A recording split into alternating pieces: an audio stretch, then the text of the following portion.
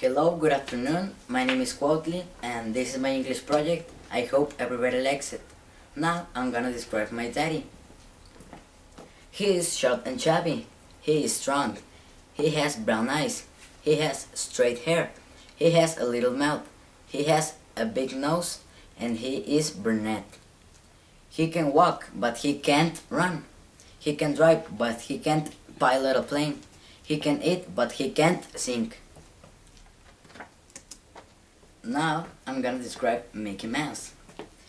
It is short and thin. It is really funny. It has big black ears. It has white gloves. It has yellow shoes. It has black eyes. It has a black tail. It has a black nose and normal skin. It can sing but it can't swim. It can eat but it can't cook. It can walk but it can't fly. Okay, I'm finished. I hope you enjoyed it. Thank you for your attention.